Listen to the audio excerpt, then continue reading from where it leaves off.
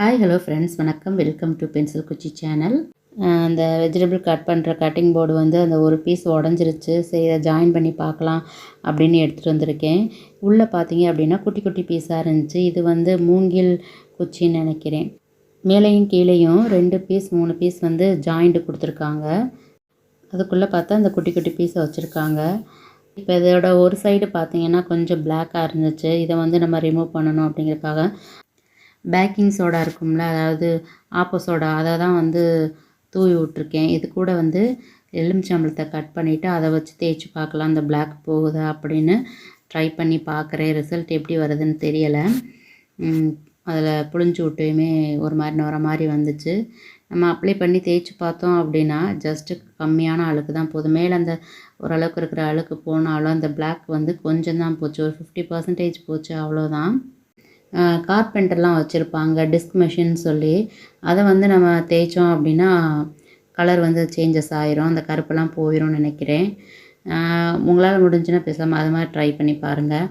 இது பார்த்தீங்க அப்படின்னா ரொம்ப நேரம் வேலை எடுக்குது. ரெண்டாவது அந்த பிளாக் வந்து கொஞ்சம்தான் போணுச்சு. இந்த கட்டிங் போர்டோட ப்ரைஸ் பார்த்தீங்க அப்படின்னா கண்டிப்பாக 150 ரூபா 200 மேலே தான் இருக்கும். எனக்கு டக்குன்னு ஒன்று ஞாபகம் வந்துச்சு. தீபாவளிக்கு மொதல் நாள் நைட்டு ஷாப்பிங் பண்ணுறப்ப 50 ரூபாய்க்கு வந்து பலாக்கட்டை வந்து சேல்ஸ் பண்ணிக்கிட்டு இருந்தாங்க. அந்த பலாக்கட்டை பார்த்திங்கன்னா நீள அகலம் கொஞ்சம் ஜாஸ்தியாக இருந்துச்சு. சைடில் லெக்கும் நமக்கு தந்துடுவாங்கள்ல, அப்போ நமக்கு வந்து கீழே உக்காந்துட்டு அந்த பலாக்கட்டையில் வச்சு கட் பண்ணுறதுக்கு ரொம்பவே கன்வீனியண்ட்டாக இருக்கும். பெட்டர் நம்ம அது வந்து சூஸ் பண்ணலாமோ அப்படின்னு இந்த கட்டிங் போர்டை பார்த்ததுக்கப்புறம் எனக்கு தோணுச்சு திடீர்னு. இப்போ ஆஃப்டர் க்ளீனிங் பார்த்திங்கன்னா அந்த பிளாக் வந்து கொஞ்சம் தான் போயிருக்கு.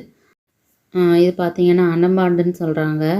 இது வந்து அந்த வுட்டுக்கெலாம் வந்து ஒட்டுறதுக்கு டைட்டாக பிடிச்சிக்குது. இப்போ இந்த ஓரத்தில் வந்து லைட்டாக இது எடுத்துருந்துச்சு, அதனால் இதை கொஞ்சம் ஒட்டிக்கலாமே அப்படின்ட்டு இந்த பீஸை ஒட்டியிருக்கேன். இப்போ அப்படியே நம்ம டேர்ன் பண்ணோம்னா நம்ம இங்கிட்டு வைக்க வேண்டிய பீஸில் நிறையாவே நான் ஊற்றிருக்கேன். ஊற்றிட்டு நம்ம அட்டாச் பண்ணி பார்க்கலாம். இதுதான் யூஸ் பண்ணணும் அப்படின்னு இல்லை, ஃபெவிகாலும் கூட யூஸ் பண்ணலாம். இது பார்த்தீங்க அப்படின்னா ஈஸியாக வந்து ஒட்டிக்கும். ஃபெவிகாலுங்கிறது கொஞ்சம் லேட் ஆகும், அவ்வளோதான். உங்கள் வீட்டில் என்ன கட்டிங் போர்டு இருக்குது அப்படிங்கிறத கீழே கமெண்ட் பண்ணுங்கள்.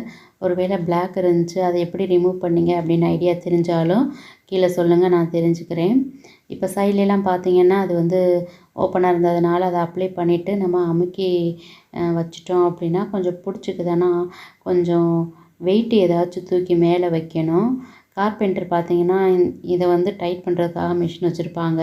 நம்ம வந்து அது மேலே ஏதாச்சும் அரிசி மூட்டையோ இல்லாட்டி நான் சம்பளத்தில் நிறையா வச்சுருக்கேன், அதனால் தூக்கி இந்த வெயிட்டை வச்சுருக்கேன். அப்படி இருந்தும் பார்த்திங்கன்னா அந்த ஒட்டின பீஸ்லாம் தெரிய தான் செய்யுது. பிளாஸ்டிக் போர்டை காட்டிலும் உடன் போர்டு வந்து ரொம்பவே பெஸ்ட்டு. ஆனால் என்னென்னா இது மாதிரி ஜாயினிங் இருக்கலாம் மேபி, அதனால் போர்டு வாங்குறப்ப நீங்கள் பார்த்து வாங்குங்க.